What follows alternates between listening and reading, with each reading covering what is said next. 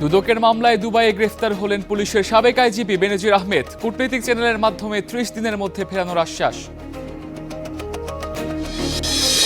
খুলনায় মসজিদে ঢুকে দুর্বৃত্তের গুলি, আহত ২ জন। জড়িতদের ধরতে মাঠে নেমেছে আইনশৃঙ্খলা বাহিনী।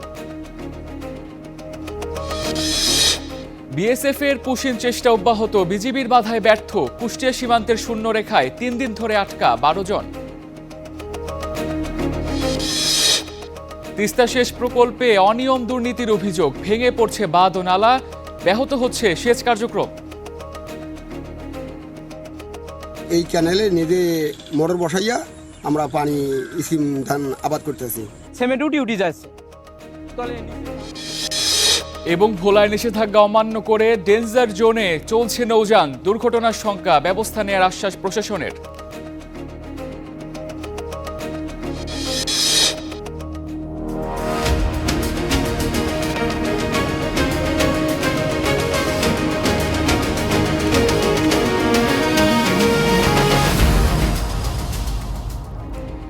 স্বাগত স্টার বাংলায়, সঙ্গে আছি তামজিদ আহমেদ।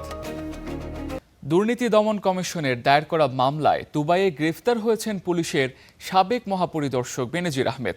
ইন্টারপোলের সহযোগিতায় তাকে আটক করেছে দুবাই পুলিশ। জাতীয় সংসদকে এমন তথ্যই জানিয়েছেন স্বরাষ্ট্রমন্ত্রী সালাউদ্দিন আহমেদ। ২০২৪-এর অভ্যুত্থানে আওয়ামী লীগ ক্ষমতাচ্যুত হওয়ার কয়েক মাস আগে তার বিরুদ্ধে দুর্নীতির অভিযোগে তদন্তে নামে দুদক। দেশ ছাড়েন তখনই। এরপর হয় একাধিক মামলা, গ্রেফতারি পরোয়ানাও জারি করে আদালত।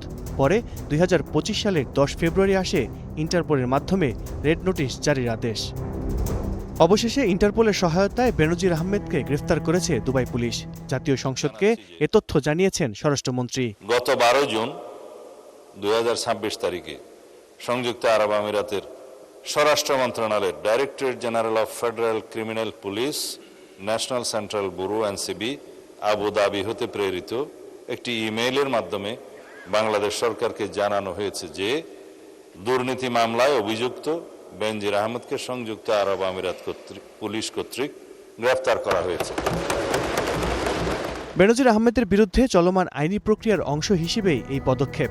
আর ৩০ দিনের মধ্যে তাকে দেশে ফেরানোর চেষ্টা চলছে বলেও জানান সালাউদ্দিন আহমদ। বেনজির আহমেদের বিরুদ্ধে দণ্ডবিধির 420, 467, 468, 471 and 109 সেকশন এবং 1947-এর দুর্নীতি প্রতিরোধ আইনের সেকশন 5/2, 26(2) এবং 27(1) এবং বাংলাদেশ পাসপোর্ট অর্ডার 1973-এর 11 ধারার সেকশন 11-এর মামলা বিচারাধীন রয়েছে।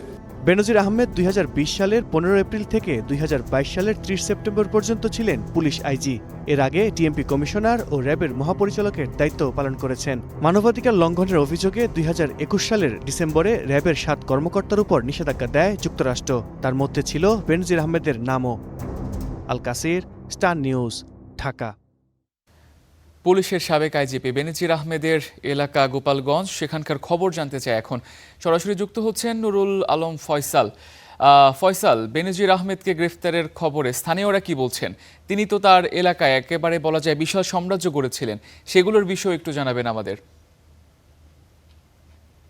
তামজিদ যেমনটি বলছিলেন যে বেনজির আহমেদের যে গ্রেফতারের বিষয়টিতে আসলে গোপালগঞ্জের মানুষ কি বলছেন।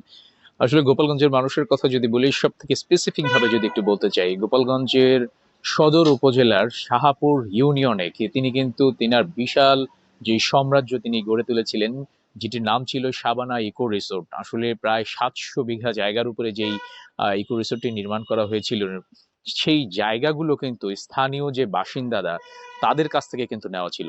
তারা যেটি আমাদেরকে বলেছিলেন যে তাদের যে জায়গার মূল্য ছিল তখনকার সময়ে, সেই মূল্য তো দেয়নি, বরঞ্চ অনেক জায়গা কিন্তু বেনজির আহমেদ তখনকার সময়ে তিনি তার ক্ষমতার দাপট দেখিয়ে সেগুলো থেকে কিন্তু তিনি দখল করেছিলেন। এক পর্যায়ে বলা যায় যে গোপালগঞ্জে যে তিনি তার যে সাম্রাজ্য গড়ে তুলেছিলেন সেই সাম্রাজ্যের পিছনে ছিল স্থানীয় ভূমিদস্যুতা। আসলে যেই জায়গার মালিক ছিল ওইখানকার বলা হয় যে হিন্দু অধ্যুষিত এলাকা, সেখানকার মানুষজন কিন্তু স্বাভাবিকভাবেই তাদের যেই জমিগুলো নিয়েছিল সেগুলোকে কিন্তু এখানকার ধান, বিভিন্ন ফসলি জমি কিন্তু সেগুলো ছিল, সেগুলোকেই কিন্তু বেনজির আহমেদ সেই সময়ে তার ক্ষমতায় যখন ছিলেন তিনি সেগুলোকে দখল করেছিলেন।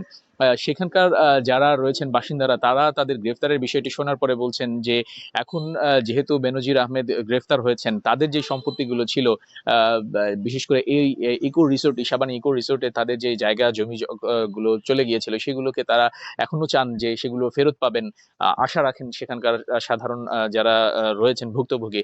এছাড়াও তারা বলছেন যে যদি ফেরত দেওয়া সম্ভব না হয়, সরকার যেহেতু বেনজির আহমেদের যত সম্পদ ছিল সবগুলোকেই ক্রয় করেছে, সেই সম্পদগুলো থেকে যেন তাদের যে ন্যায্য মূল্য সেটিকে ফিরিয়ে দেওয়া হোক।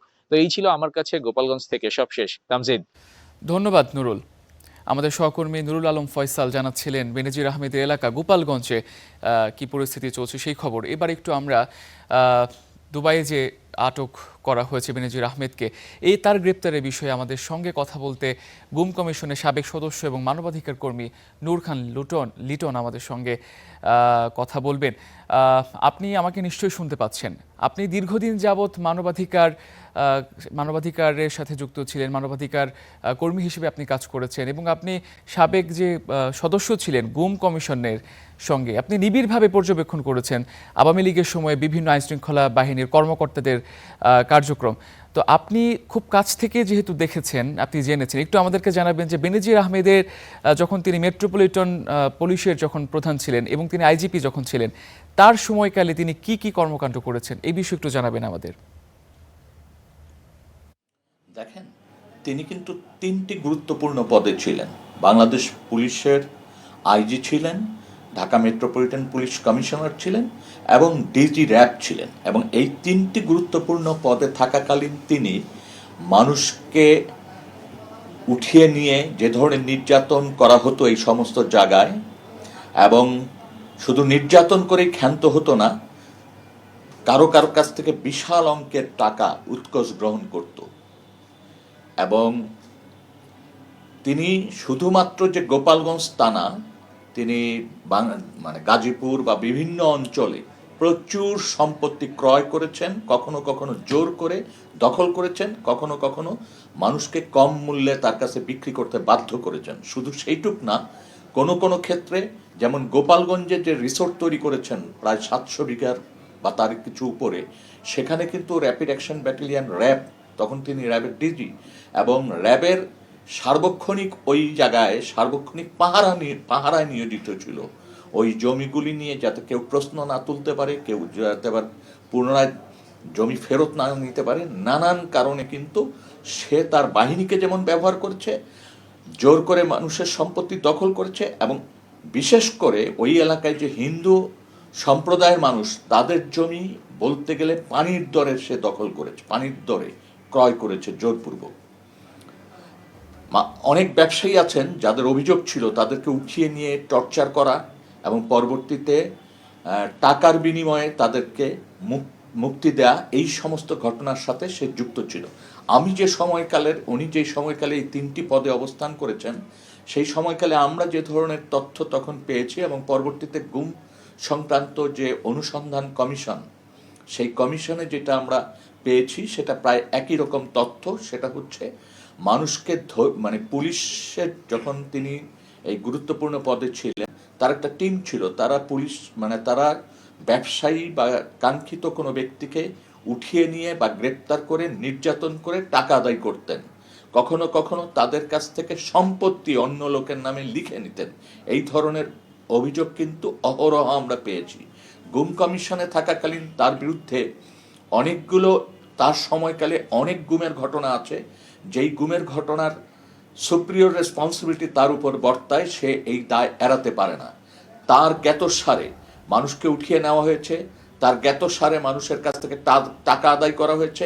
একটি ঘটনা খুব স্পষ্ট করে জানা যায় যে সেই ব্যবসায়ী সেই ব্যবসায়ীর কাছ থেকে বিশাল একটা অঙ্ক। আপনার কাছে আরেকটা বিষয় জানতে চাই, বেনজির গ্রেফতার নিয়ে আপনাদের প্রতিক্রিয়া কি? আপনারা যেহেতু তার কর্মকাণ্ড নিয়ে অনেক বিশ্লেষণ করেছেন, এখন তাকে দেশে ফিরিয়ে আনার প্রক্রিয়াটা কেমন হওয়া উচিত, বা তাকে কিভাবে বিচারের আওতায় আনা যায়, এই বিষয়ে একটু জানাবেন আমাদের। দেখেন, এখন পর্যন্ত যতটুকু জানা গেছে সেটা হচ্ছে বাংলাদেশ পুলিশ ইন্টারপোলের মাধ্যমে তার অবস্থান শনাক্ত করে দুবাই পুলিশ তাকে আটক করেছে।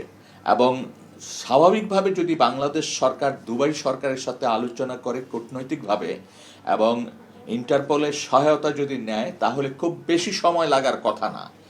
আমার ধারণা যে 2-1 মাসের মধ্যেই তাকে বাংলাদেশে ফিরিয়ে এনে বিচারের সোরপোত করা সম্ভব। কারণ আমরা সবাই জানি যে তার বিরুদ্ধে অনেকগুলো মামলা হয়েছে।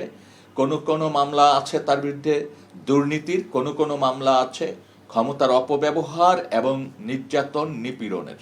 সুতরাং মানবতা বিরোধী অপরাধের সাথে যে সমস্ত ব্যক্তিরা যুক্ত থাকেন, তাদেরকে কিন্তু বিচারের মুখোমুখি করার একটা দায়বদ্ধতা কিন্তু সমস্ত দেশেরই থাকে।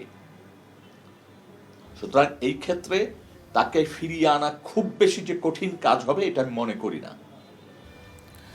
ধন্যবাদ আপনাকে। দর্শক, আমাদের সঙ্গে সাবেক আইজিপি, পুলিশের সাবেক আইজিপি, তার গ্রেপ্তারের বিষয়ে কথা বলার জন্য গুম কমিশনের সাবেক সদস্য মানবাধিকার কর্মী নূর খান লিটন যুক্ত ছিলেন। এই বিষয়ে আমরা আরও বিস্তারিত জানতে চাই। আমাদের সঙ্গে আমাদের সহকর্মী সাব্বির আহমেদ যুক্ত হবেন পুলিশ হেডকোয়ার্টার থেকে। এবং সাব্বিরের কাছ থেকে আমরা জানতে চাইব যে আসলে তিনি যখন পুলিশের প্রধান ছিলেন, পাশাপাশি তিনি ছিলেন হচ্ছে ঢাকা মেট্রোপলিটনের কমিশনারও তিনি ছিলেন, এবং তিনি র্যাবেরও তিনি প্রধান ছিলেন। তো সাব্বির, আপনি শুনতে পাচ্ছেন আমাকে নিশ্চয়ই। এই যে তাকে গ্রেফতার করা হলো, তার আগে তো তিনি বাংলাদেশে আওয়ামী লীগের সময় 3টি বড় বড় পদে তিনি কর্মরত ছিলেন। তার সেই পদের মাধ্যমে তিনি কি দুর্নীতির সাথে যুক্ত ছিলেন, বা কি ধরনের হয়রানি মানুষের সাথে করেছেন, এই বিষয়টা আমাদেরকে বিস্তারিত জানাবেন।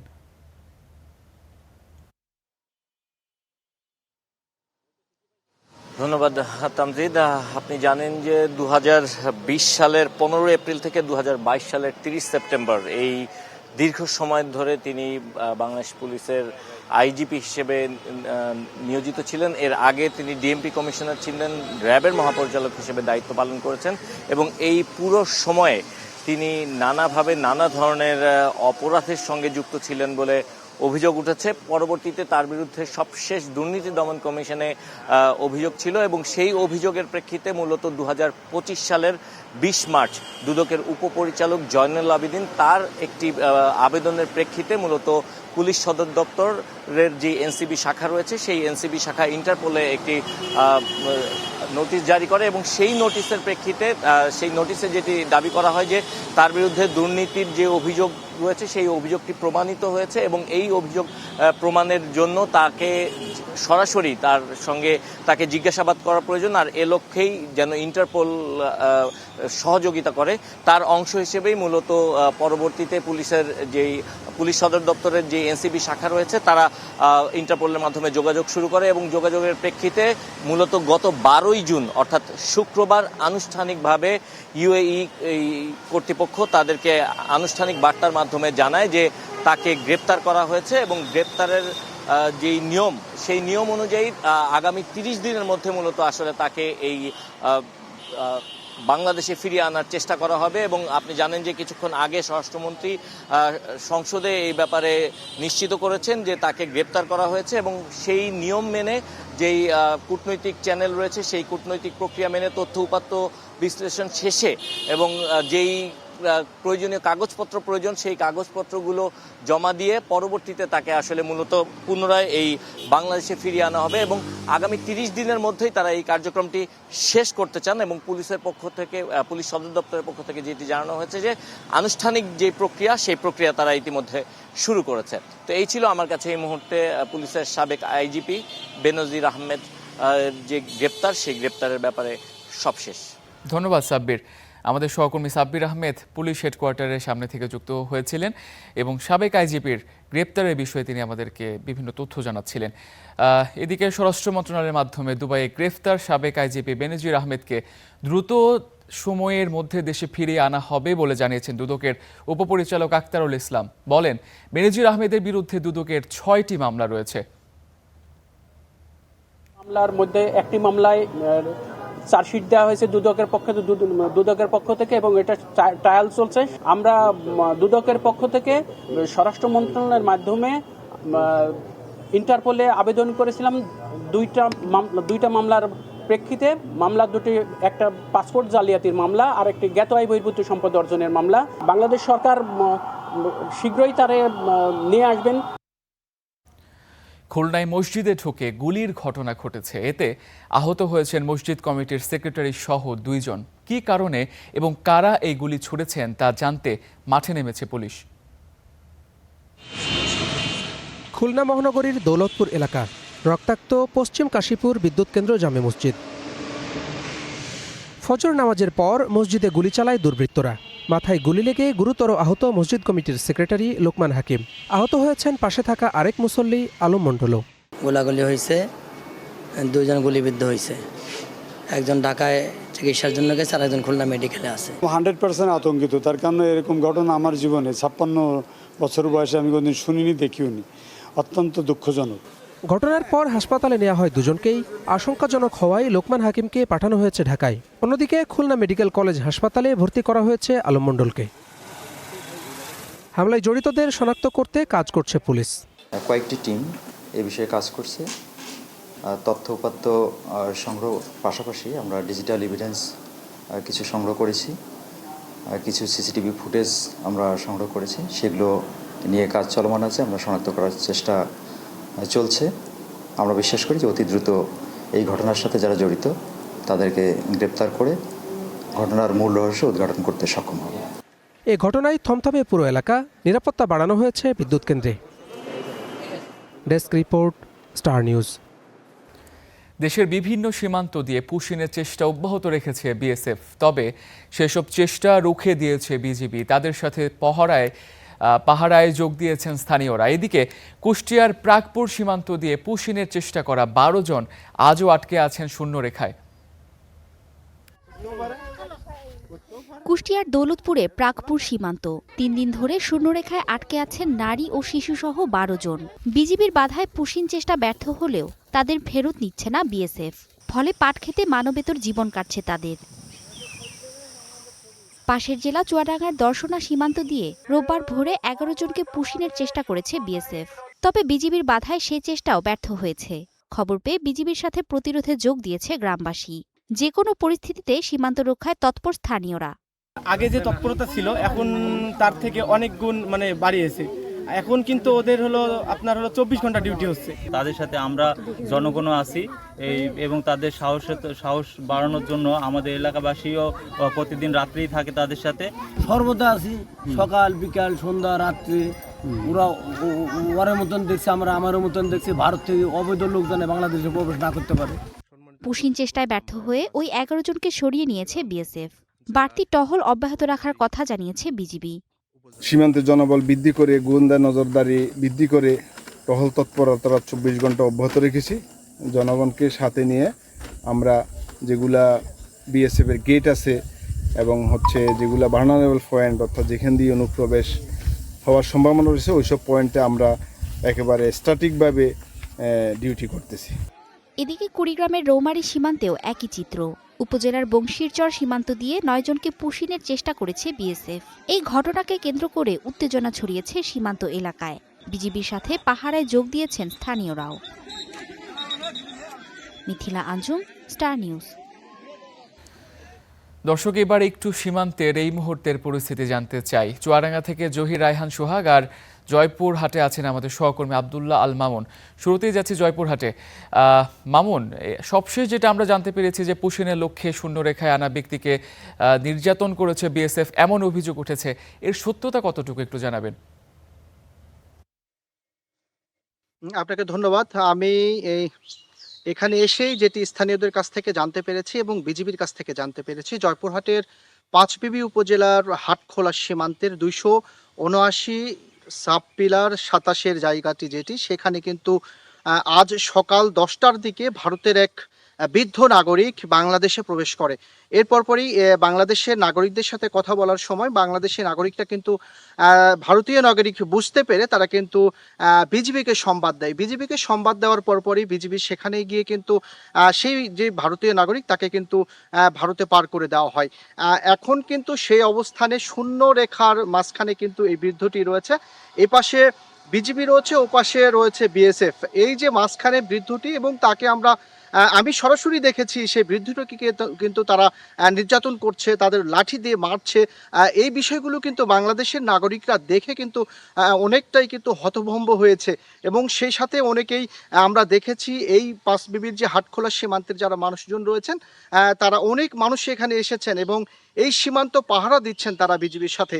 তাদের মুখ থেকে আমরা শুনেছি তারা বলছেন কোনোভাবেই ভারত থেকে যেন ভারতীয় নাগরিক বাংলাদেশে পুশিন করতে না পারে, সেই বিষয়গুলো নিয়ে কিন্তু তারা সবসময় সতর্ক অবস্থানে রয়েছেন এবং তারা পাহারায় রয়েছেন। এখন পর্যন্ত এই ছিল জয়পুরহাটের হাটখোলা সীমান্তের পুশিনের সর্বশেষ খবর।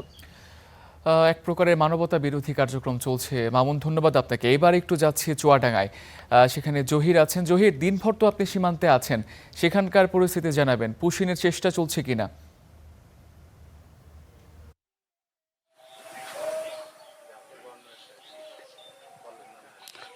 তামজিদ, আজ কিন্তু আবারও বারবার বিজেপির পক্ষ থেকে আমাদেরকে যেটা জানা হচ্ছে তারা কিন্তু খুবই সতর্ক অবস্থানে সীমান্তে অবস্থান করছেন এবং তাদের অতিরিক্ত টহল বাড়ানো হয়েছে, একই সাথে লোকবলও বাড়ানো হয়েছে। আমি এখন আছি দর্শনার সীমান্তের ৭৫ নম্বর পিলারের এখানে একেবারে ০ পয়েন্টে।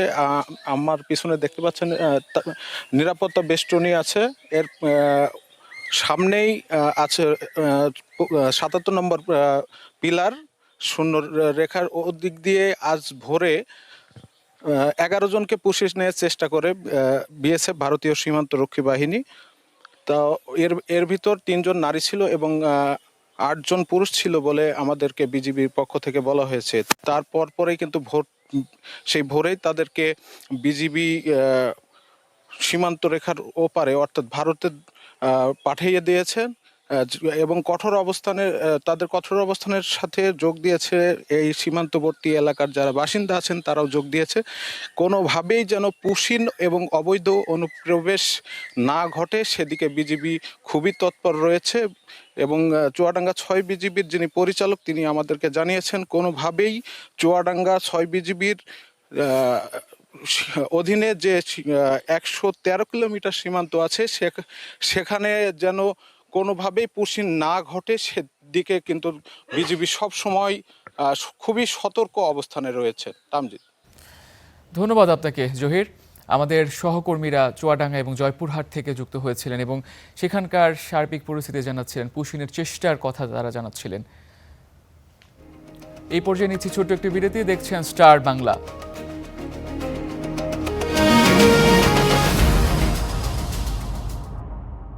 আবারও স্বাগত, দেখছেন star Bangla.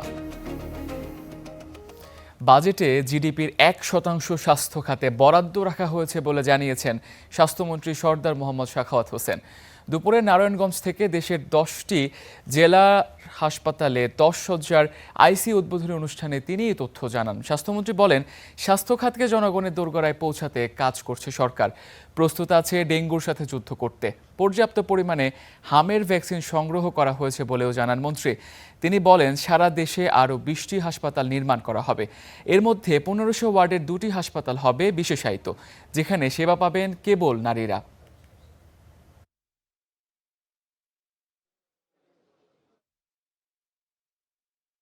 We are ready to fight against the dengue.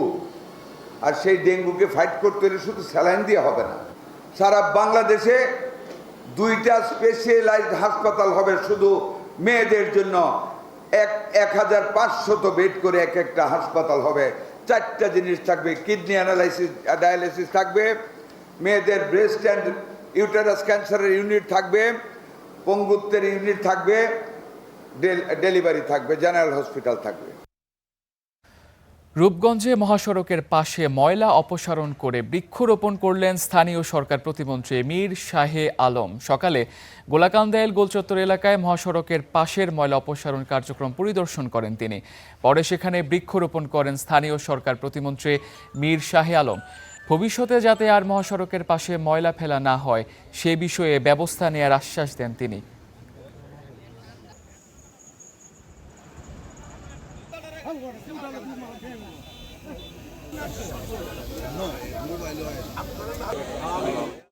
লক্ষ্য ছিল তিস্তা সেচ প্রকল্প সংস্কার ও সম্প্রসারণের মাধ্যমে রংপুর, দিনাজপুর এবং নীলফামারীর কৃষি অর্থনীতিকে চাঙ্গা করা।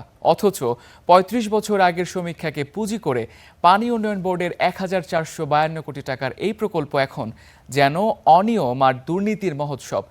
অভিযোগ আছে নিম্নমানের সামগ্রী ব্যবহারে ভাঙতে পারে বা ভাঙছে বাঁধ ও নালা।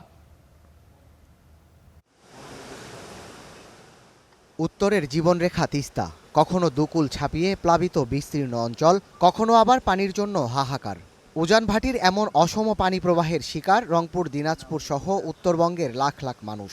কৃষকদের সুবিধার্থে ২০২২ সালের ১,৪৫২ কোটি টাকার প্রকল্প নেয় তৎকালীন সরকার। ২০২৪ সালে বাস্তবায়নের কথা থাকলেও উল্টো মেয়াদ বেড়েছে ২০২৬ পর্যন্ত। এখন এই ক্যানেলে নিজে মোটর বসাইয়া আমরা পানি স্কিম ধান আবাদ করতেছি।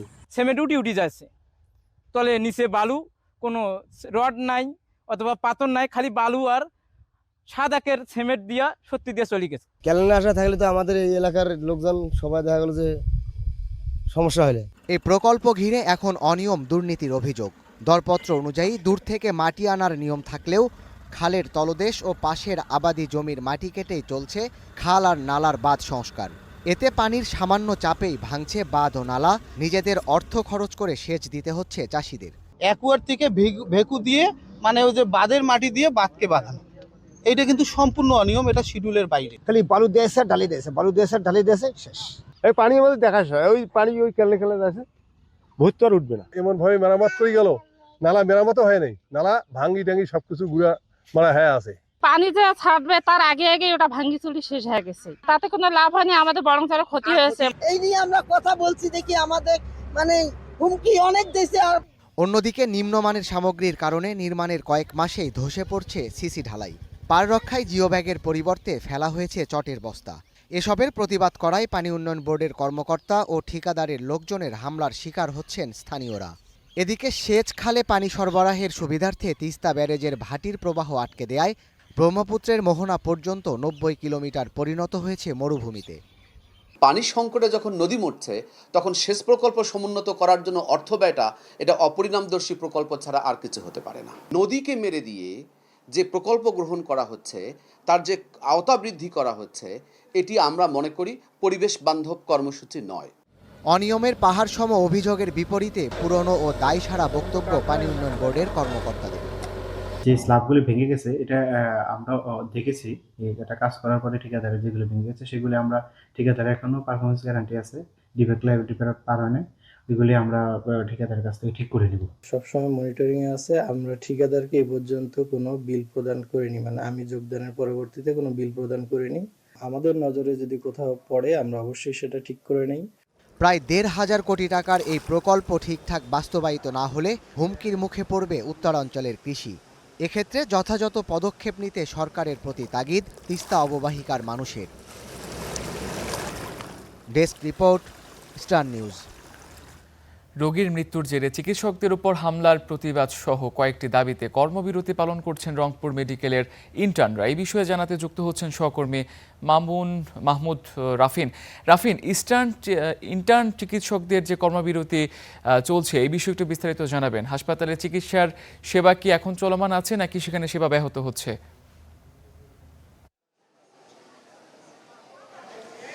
তামজিদ, রংপুর মেডিকেল কলেজ হাসপাতাল ১,০০০ শয্যার একটি হাসপাতাল, তবে এখানে জনবল রয়েছে যে 600 বেডের হাসপাতালের যে জনবল, সেই হাসপাতালটি দীর্ঘদিন ধরে কিন্তু এই হাসপাতালটি চলছে। এই হাসপাতালের চিকিৎসা সেবায় ইন্টার্ন চিকিৎসকরা কিন্তু অনেকটা ভূমিকা রাখেন, বিশেষ করে দুপুরের পর থেকে ভোররাত পর্যন্ত সেখানে কিন্তু ইন্টার্ন চিকিৎসকরা রেজিস্টার্ড চিকিৎসকদের পাশাপাশি চিকিৎসা সেবা দিয়ে থাকেন। কিন্তু গতকাল একজন রোগীর মৃত্যুর জেরে তাদের দুইজন চিকিৎসক, একজন ইন্টার্ন চিকিৎসক নাইম এবং একজন রেজিস্টার্ড চিকিৎসক রাকিব হাসান, তাদেরকে আহত করার বিপরীতে যে অভিযোগে মারধর করেছে, সেই অভিযোগে কিন্তু তারা এই ইন্টার্ন কর্মবিরতি করেছে এবং পরবর্তী সময়ে সেই রোগীরও কিন্তু লাশ আটকে দেওয়া হয়েছে। সেখানে সড়ক অবরোধের ঘটনা ঘটেছে। দুই পক্ষের নিয়েই কিন্তু রংপুরের metropolitan police, Rangpur medical college হাসপাতালের পরিচালক ব্রিগেডিয়ার জেনারেল আশিকুর রহমান সহ তারা কিন্তু সবাই বসেছিল এবং সেখানে যেই রিফাত হাসান, যে রোগী মারা গিয়েছে, তার ছোট ছেলে, তাকে কান ধরে উঠবোস করানোর ঘটনা ঘটেছে।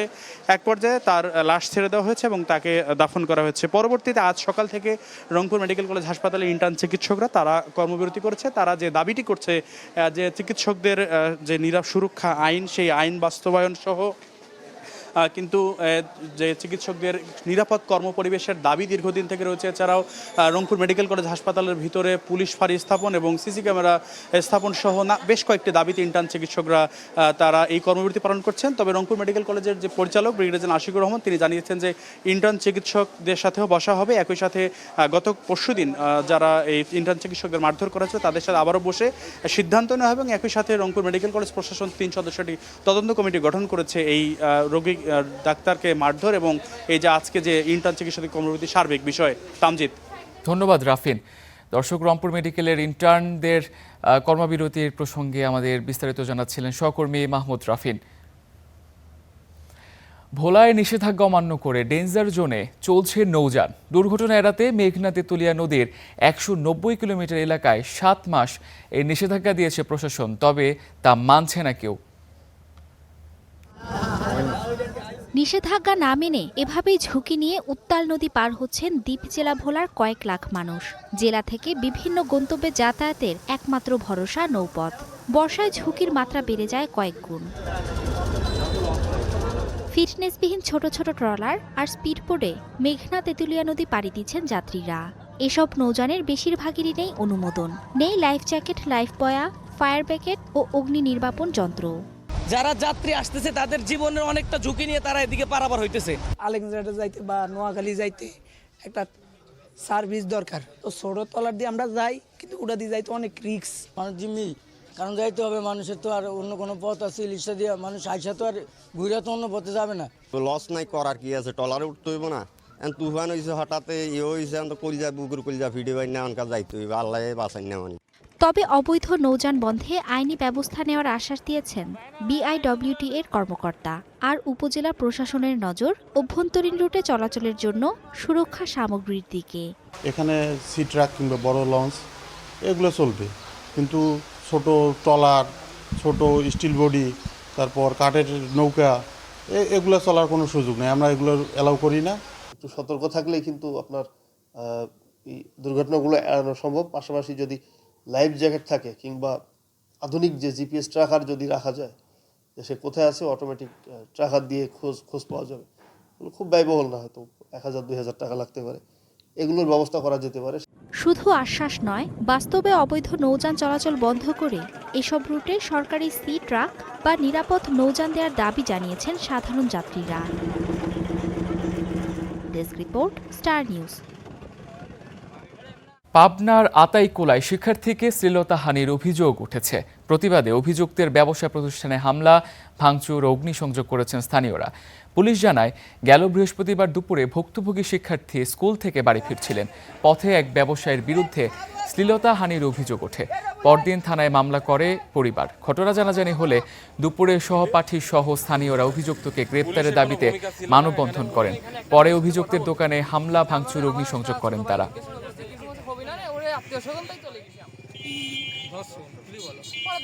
শেরপুরের ঝিনাইগাতির কাংশা ইউনিয়ন পরিষদ ভবনের প্রস্তাবিত স্থান পুনর্বিবেচনার দাবিতে মানববন্ধন করেছেন স্থানীয়রা। দুপুরে উপজেলা পরিষদের সামনে এই কর্মসূচি অনুষ্ঠিত হয়। এতে বক্তারা দাবি করেন, ইউনিয়ন পরিষদ ভবনের প্রস্তাবিত জায়গায় এলাকা থেকে এক প্রান্তে এতে পাড়ি দিতে হবে দীর্ঘ পথ। সেবা পেতে ভোগান্তিতে পড়ছেন সাধারণ মানুষ। তাই ইউনিয়নের মধ্যবর্তী এলাকায় ভবন নির্মাণের দাবি জানান তারা। প্রশাসনে দিয়েছেন লিখিত আবেদন।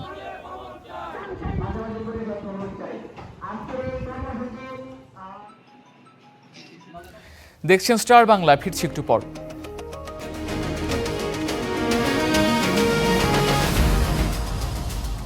আবারও স্বাগত, দেখছেন স্টার বাংলা।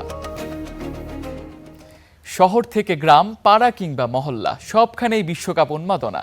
প্রিয় দলকে সমর্থন জানাতে টানানো হয়েছে পছন্দের পতাকা, আঁকা হয়েছে গ্রাফিতি, তর্ক বিতর্ক আর নিজ দলের পক্ষে চলছে ভবিষ্যৎবাণী। দর্শক, বিশ্বকাপ উন্মাদনার আরও খবর জানাতে রাজশাহী থেকে যুক্ত হচ্ছেন সহকর্মী জিয়াউল গনি সেলিম। সেলিম, বিশ্বকাপ ঘিরে সমর্থকদের উচ্ছ্বাস কেমন দেখছেন? প্রিয় দলের খেলা উপভোগ করতে কি কি আয়োজন করা হয়েছে? তামজিদ, বিশ্বকাপ ফুটবল মানে বাংলাদেশের যে উন্মাদনা, সেই উন্মাদনার ঢেউ কিন্তু আছড়ে পড়েছে এই রাজশাহী বিশ্ববিদ্যালয়। এই রাজশাহী বিশ্ববিদ্যালয় ঐতিহাসিক প্যারিস রোড, এই প্যারিস রোডের দুই পাশে যে 48টি দল, 48টা দেশ অংশগ্রহণ করছে, তাদের প্রত্যেকটি দেশের পতাকা টাঙানো হয়েছে। আমরা কথা বলতে চাই, এখানে বিভিন্ন দেশের বা বিভিন্ন ফ্যান আছে, যে দল আছে সেই দলের ফ্যানরা আছে। আমরা একটু কথা বলতে চাই এখানে ব্রাজিল এবং আর্জেন্টিনা, ব্রাজিল সমর্থকের সঙ্গে কথা বলতে চাই। গতকাল যে খেলা দেখালো ব্রাজিল, তাদের তো মরক্কোর কাছে ধরাশায়ী হয়েছে, বিষয়টা এরকম কিনা? কোনো ধরাশয়ের কোনো সুযোগ নাই। 1994 সালে ব্রাজিল ড্র করে ম্যাচ যে আমরা বিশ্বকাপ জয় করছি, এবারও জয় করব ইনশাল্লাহ। কিন্তু মরক্কোর মতো একটা দেশের কাছে কেন রুখে দিল মরক্কো, রুখে দিল ব্রাজিলকে? ব্রাজিলে এত হাইপ কোথায় গেল? মরক্কোকে ফেলে দেওয়ার মতো কোনো দেশ না। মরক্কো ফিফা র্যাঙ্কিংয়ে 7 নম্বর একটা দেশ। তবে ব্রাজিল তুলনামূলক একটা ভালো টিম প্রথম থেকেই, কিন্তু বর্তমানে ছন্দটা একটু হারিয়ে ফেলছে। তবে আশা করি এই ম্যাচে কিছু ভুল ছিল, যেমন রাফিনা, থিয়াগো তারা একটু ভুল করছে, বাট যদি কোচ একটু চেঞ্জেস আনে, ওকে, নেক্সট ম্যাচগুলোতে একেবারে মনে করেন ডোমিনেট করে। ব্রাজিল সমর্থকদের উৎসাহে ভাটা পড়েছে, কারণ তাদের যে প্রত্যাশিত ম্যাচ সে অনুযায়ী তারা খেলতে পারেনি। আর্জেন্টিনার সামনে 17 তারিখ কি করবে, কি প্রত্যাশা? প্রথমেই বলতে চাই, ব্রাজিল মানে চাপাবাজ। আপনি যেগুলো দেখবেন যে আশেপাশে যত রকমের চাপা আছে, চাপাবাজ ইকুয়াল ব্রাজিল, এটা আমরা বলতে পারি। আর হচ্ছে আপনার এখানে যে জায়গায় 7 আপ, এদের 7 জন, 1 2 3 4 5 6 7 জন 7 আপ, আপনারা বুঝতে পারছেন, মানে সব জায়গায় 7 আপের মহড়া। আর একটা বিষয় সেটা হচ্ছে যে এখানেই না, আমার একটা মানে শুভাকাঙ্ক্ষী আছে যে টিপুরি, ডাক্তার টিপুরি, মানে ওনার জন্য হেক্সা মিশনের জন্য শুভকামনা। প্রত্যাশাটা কি, এই যে হেক্সা মিশন নিয়ে যে হইচই চলছে? দেখেন, আমাদের প্রত্যাশা হচ্ছে আমরা হারি বা জিতে আমরা তো ব্রাজিলই থাকবো। কারণ কি, বিশ্বকাপে এখনো পর্যন্ত 237টা গোল, মানে সবচেয়ে বেশি গোল ব্রাজিলের, যেখানে আর্জেন্টিনার মাত্র 152টা। কিন্তু নেইমার নাই, ব্রাজিলের গোলও নাই, বিষয়টা এরকম? বিষয়টা হচ্ছে না, বিষয়টা এমন না। এবং আজকে দেখেন আমাদের যারা খেলছে, রাফিনা 5টা গোল মিস করছে, নাইলে আজকে মরক্কো 6টা গোল খাইতো। তো বিষয় হচ্ছে যে আমাদের খেলাধুলোর অংশ কিন্তু এই যে মিস যাবে না, এটা তো না, খেলায় মিস যাবে এমন তো না। আমরা হেরে গেছি 1994 সালে, কিন্তু আমেরিকাতেই খেলা হয়েছিল এবং ব্রাজিল প্রথম ম্যাচ ড্র করেছিল এবং পরবর্তীতে কিন্তু ঠিকই আমরা চ্যাম্পিয়ন হয়েছিলাম। এবারও ফাইনাল আমেরিকাতে হবে এবং এবারও ব্রাজিল চ্যাম্পিয়ন হবে ইনশাল্লাহ। মেসিকে আলো ছড়াতে পারবে বা নেইমার তো প্রথম দফায় অংশ নিতে পারলো না। সবচেয়ে দুর্ভাগ্য হচ্ছে আমার 30টা কিনে ফেলছি, টাকা লস। এই কয়েকদিন পরে 4 স্টার হয়ে যাবে আমার, বুঝছেন? এটা সবচেয়ে লস। আপনি কি একটা জিনিস খেয়াল করেছেন? আমি বলি ব্রাজিল ফ্যানদের হচ্ছে খেলার জোর থেকে মুখের জোর অনেক বেশি। ব্রাজিল এবার থ্রি পিসের দ্বিগুণ। আর্জেন্টিনার সমর্থকদের যে চিরপ্রতিদ্বন্দ্বী যে লড়াই, সে তর্ক বিতর্ক ছড়িয়ে পড়েছে রাজশাহী বিশ্ববিদ্যালয় ক্যাম্পাসে এবং হলে হলে, পুরো ক্যাম্পাস জুড়ে যে বিশ্বকাপের যে উন্মাদনা সেটি ছড়িয়েছে। তামজিদ, রাজশাহী বিশ্ববিদ্যালয় থেকে বিশ্বকাপের উন্মাদনা সর্বশেষ খবর ছিল আমার কাছে এই। সেলিম, রাজশাহীতে বিশ্বকাপের ভালোই উন্মাদনা লক্ষ্য করা যাচ্ছে। আপনার পেছনে সমর্থকদের উচ্ছ্বাস দেখে বোঝা যাচ্ছে যে তারা উপভোগ করছেন বিশ্বকাপ। আমাদের সহকর্মী জিয়াউল গনি সেলিম রাজশাহী থেকে যুক্ত হয়েছিলেন এবং বিশ্বকাপের যে জ্বর বা বিশ্বকাপের যে উন্মাদনা, সেটা কিন্তু সব জায়গায় ছড়িয়ে পড়েছে এবং দেশের প্রত্যেকটা কোণা কোণায় পৌঁছে যাবে এই বিশ্বকাপ উন্মাদনা। দর্শক, এই ছিল স্টার বাংলা। এবার যাচ্ছি স্টার চট্টগ্রামে, সেখানে আছেন ফারিহা শাজনীন। তামজিদ, আপনাকে ধন্যবাদ। আমন্ত্রণ স্টার চট্টগ্রামের সাথে আছি আমি ফারিহা সাজরিন। শুরুতেই জানাবো সংবাদ শিরোনাম। আনোয়ারায় বাসায় ঢুকে মা ও মেয়েকে হত্যা, আহত এক। রাউজানে যুবদল নেতা হত্যার ঘটনায় ধরা পড়েনি কেউ। বাকলিয়ায় শিশু ধর্ষণ মামলায় তৃতীয় দিনের সাক্ষ্য গ্রহণ, সাক্ষ্য দিয়েছেন 2 চিকিৎসক আর মামলার তদন্ত কর্মকর্তা।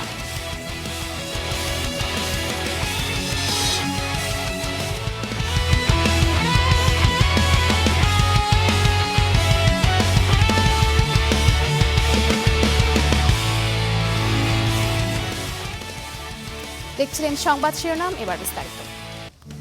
চট্টগ্রামের আনোয়ারায় মা ও মেয়েকে কুপিয়ে হত্যা করেছে দুর্বৃত্তরা, আহত হয়েছেন আরেক সন্তান। আর রাউজানে প্রকাশ্যে যুবদল নেতা মাসুদুল হক চৌধুরীকে গুলি করে হত্যার ঘটনায় তদন্ত করছে পুলিশ। আরও জানাচ্ছেন সৈয়দ তামিম মাহমুদ। আনোয়ারার চেনামতি বড়ুয়াপাড়া এলাকা। শনিবার রাতে বাসায় ঢুকে মা এনি বড়ুয়া ও মেয়ে প্রিয়ন্তী বড়ুয়াকে কুপিয়ে হত্যা করে দুর্বৃত্তরা। আহত হন 5 বছরের শিশু পিয়াস। এটা মাইনে দরজা খুললি এই ছোট বাচ্চা বেদের দিন লক্ত ফরদ মানে ইটার খুব মাইজিন দি ইয়া করে তো এক পাগল হই না আগিয়ে গুই উবে খদ্দ মানে একজনে মাইজি তেজিয়ে জোড়ালো দাবি জানাচ্ছে কুনিকে 24 ঘন্টার মধ্যে এনে গ্রেফতার করে তাকে দৃষ্টান্তমূলক শাস্তি দেওয়া হয়েছে, ফাঁসি চাই আমরা। নিহতের স্বামী সুজন বড়ুয়া একজন নিরাপত্তা কর্মী। তার দাবি, ঘটনার সময় ডিউটিতে ছিলেন তিনি। হত্যার খবর পেয়ে বাড়ি ফেরেন। আমার ওয়াইফ মারা যাওয়ার সময় এখানে আমার প্রতিবেশী যারা আছে এদেরকে বলে গেছে যে ওরা জিজ্ঞেস করে তোমাকে কে মারছে। ও তেজবরু বেশান্ত বড়ুয়া ছেলে তেজবরুয়া মারছে। মরদেহ দুটি উদ্ধার করেছে পুলিশ। হত্যা রহস্য উদ্ঘাটনের পাশাপাশি জড়িতদের ধরতে অভিযান চলছে। লেনদেন যেটা এটা স্বাভাবিক, এটা তেমন এটা নিয়ে তাদের কোনো ইয়া নাই, কোনোদিন বা কোনো কথা কাটাকাটি হয়েছে কারোর সাথে বা এরকম না বলতেছে। তারপর একটু ডাউট আছে, একটু দেখে ক্লিয়ার হয়ে একটু বলতে পারবো। এদিকে রাউজানে যুবদল কর্মী মাসুদুল হক হত্যার ঘটনায় এখনো ধরা পড়েনি কেউ। সামাজিক যোগাযোগ মাধ্যমে ছড়িয়েছে হত্যার সময়কার ফুটেজ। তাতে দেখা গেছে সিএনজি চালিত অটোরিকশায় আসা 6 দুর্বৃত্ত মাসুদুল হককে গুলি করে পালিয়ে যায়। সে সময় 3 জনের হাতে পিস্তল আর 2 জনের হাতে শটগান দেখা যায়। একজনের মুখে ছিল কালো মুখোশ, তবে তাদের পরিচয় এখনো জানা যায়নি। পুলিশের ধারণা, অভ্যন্তরীণ কোন্দলের জেরে এই হত্যাকাণ্ড। Syed Tamim Mahmud, star news, Chattogram. চট্টগ্রামের আনোয়ারায় মা ও মেয়েকে কুপিয়ে হত্যা করার ঘটনার সর্বশেষ জানাতে যুক্ত হচ্ছেন সহকর্মী রুকন উদ্দিন। রুকন, হত্যার কারণ সম্পর্কে কিছু জানা গিয়েছে কিনা এবং মরদেহ দুটির ময়নাতদন্ত কি শেষ হয়েছে, পুলিশ কি বলছেন, জানাবেন বিস্তারিত। ফারিয়া, আমি এখন আছি চট্টগ্রাম মেডিকেল কলেজ হাসপাতালের মর্গের সামনে। এখানে আসলে ময়নাতদন্তের জন্য তাদেরকে আনা হয়েছিল এবং ময়নাতদন্ত শেষে তাদেরকে নিয়ে যাওয়া হয়েছে এবং তাদের যে সৎকার, সেই সৎকার শেষে আসলে পুলিশের পক্ষ থেকে যেটি বলা হয়েছে, আমরা জানতে চেয়েছিলাম যে কোনো মামলা হয়েছে কিনা বা কাউকে আটক করা হয়েছে কিনা। পুলিশ যেটি বলেছে যে তাদের সৎকার শেষে আসলে তাদের পরিবারের পক্ষ থেকে থানায় যাবে এবং থানায় যাওয়ার পরে আসলে তারা মামলা করবেন বলে আমাদেরকে পুলিশ জানিয়েছে। এবং পুলিশ যেটি বলছে যে যারা এই যে ঘটনা হত্যাকাণ্ডের সাথে যারা জড়িত তাদেরকে গ্রেফতারের জন্য তারা চেষ্টা চালিয়ে যাচ্ছে এবং দ্রুত সময়ের মধ্যে আসলে তারা গ্রেফতার করতে পারবে বলে এরকম একটি আশ্বাস দিয়েছে। এবং এই যে ঘটনার হত্যাকাণ্ড কী কারণে ঘটেছে সেটি যদি একটু বলি যে আসলে যিনি নিহত হয়েছেন তার স্বামী যেমনটি ধারণা করছিলেন যে তার সাথে প্রতিবেশী একজনের সাথে আসলে আর্থিক লেনদেন ছিল এবং এই যে লেনদেনের কারণে আসলে সেই হত্যাকাণ্ডের ঘটনা ঘটেছে কিনা সেই সন্দেহ করছে এবং পুলিশও আসলে প্রাথমিকভাবে সেটি ধারণা করছেন। এবং সবশেষ আসলে তারা যখনই থানায় যাবেন, থানায় যাওয়ার পর মামলা করলে এরপরে আসলে পরবর্তী যে তাদের পদক্ষেপ সেটি বলা যাবে। এবং এখনও পর্যন্ত যদি বলি যে কোনো মামলা হয়নি এবং কাউকে আটক করা হয়নি এবং যেই শিশুটি আসলে তারা 2 জন যে নিহত হয়েছেন তাদের সাথে কিন্তু আরেকজন শিশু ছিলেন 5 বছরের, তাকেও আসলে মারার চেষ্টা করেছিলেন। সে এখনও পর্যন্ত হাসপাতালে কিন্তু চিকিৎসাধীন রয়েছেন উপজেলা স্বাস্থ্য কমপ্লেক্সে। এ ছিল আমার কাছে সবশেষ। ফারিয়া। রুকন, আপনাকে ধন্যবাদ। দর্শক, চট্টগ্রাম থেকে যুক্ত হয়েছিলেন সহকর্মী রুকুন উদ্দিন। চট্টগ্রামের বাকলিয়ায় আলোচিত শিশু ধর্ষণের মামলায় তৃতীয় দিনের সাক্ষ্য গ্রহণ অনুষ্ঠিত হয়েছে। সকাল 11টায় শিশু সহিংসতা দমন ট্রাইব্যুনাল বিচারক সৈয়দা হাফসা ঝুমার আদালতে সাক্ষ্য দেন দুজন চিকিৎসক ও মামলার তদন্তকারী কর্মকর্তা। এর আগে গেল বৃহস্পতিবার 6 জন আদালতে সাক্ষ্য প্রদান করেন। এ মামলায় সর্বমোট সাক্ষ্য দিয়েছেন 18 জন। গত 21শে মে বাকলিয়ার চেয়ারম্যান ঘাটা এলাকায় ঘটে শিশু ধর্ষণের এই ঘটনা।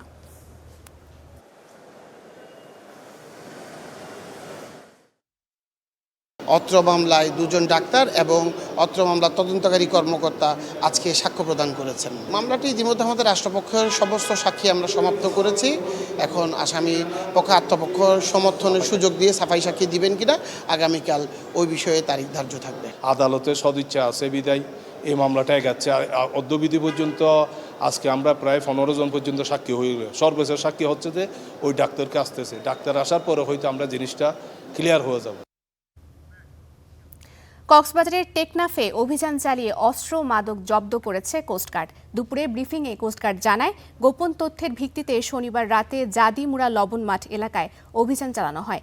এ সময় পরিত্যক্ত অবস্থায় হ্যান্ড গ্রেনেড, 28 রাউন্ড গুলিসহ 2 কেজি গাঁজা জব্দ করা হয়। তবে অভিযানে কাউকে আটক করা যায়নি। সীমান্ত এলাকায় অস্ত্র ও মাদক চোরাচালান রোধে অভিযান অব্যাহত থাকবে বলে জানিয়েছে কোস্টগার্ড।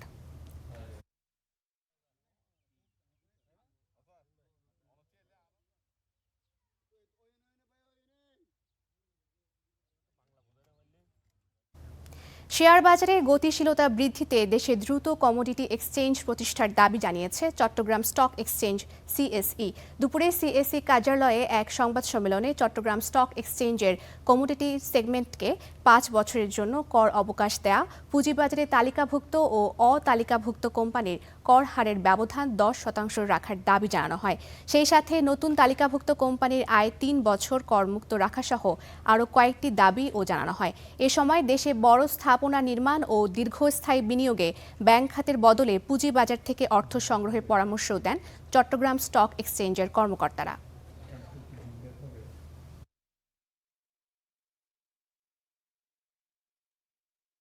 অনিবাসী যে ব্যক্তি বা প্রতিষ্ঠানকার কাছ থেকে আমরা কারিগরি এবং টেকনিক্যাল সেবা নেই এবং তার বিপরীতে যে আমরা ফি পরিশোধ করি, এর উপর 20% উচ্চ কর কর্তনের বিধান আছে এবং সফটওয়্যার মেইনটেনেন্স খাতে 15% ভ্যাট কর্তনের বিধান আছে। এটিকে আমরা যেহেতু ডিজিটালাইজেশনের জন্য এগুলো খুবই গুরুত্বপূর্ণ, এজন্য আমরা এই উচ্চ করটাকে 10% এবং ভ্যাটটাকে 5% হ্রাস করার জন্য আমরা প্রস্তাব রেখেছি। বন্দর নগরীকে আধুনিক ও পরিকল্পিতভাবে গড়ে তোলার লক্ষ্যে কাজ করার আশ্বাস দিয়েছেন চট্টগ্রাম উন্নয়ন কর্তৃপক্ষের নবনিযুক্ত চেয়ারম্যান বেলায়েত হোসেন। সকালে চট্টগ্রাম বিমানবন্দরে পৌঁছালে তাকে সংবর্ধনা জানান সিডি এর কর্মকর্তা ও স্থানীয় নেতাকর্মীরা। এ সময় বেলায়েত হোসেন বলেন, চট্টগ্রাম বাণিজ্যিক রাজধানী হলেও অবকাঠামো ও প্রশাসনিকভাবে এই শহরকে মূল্যায়ন করা হয়নি, ফলে এখনও সবকিছু রাজধানীর উপর নির্ভরশীল থেকে গেছে। অপরিকল্পিত অবকাঠামো ও ভবন নির্মাণের ব্যাপারেও কঠোর অবস্থানের কথা জানান তিনি।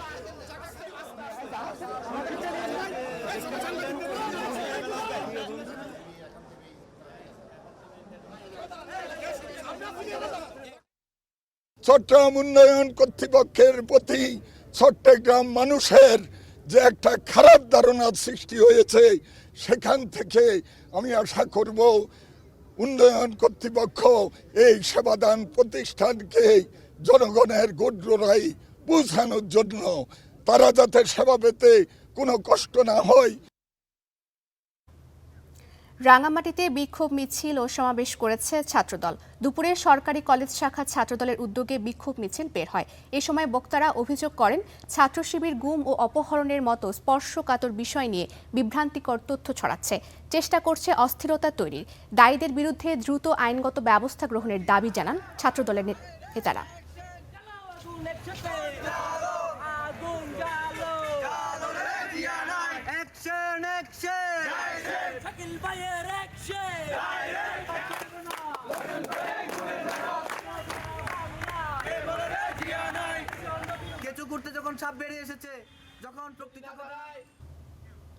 এই ছিল স্টার চট্টগ্রামে। এতক্ষণ সঙ্গে থাকার জন্য ধন্যবাদ।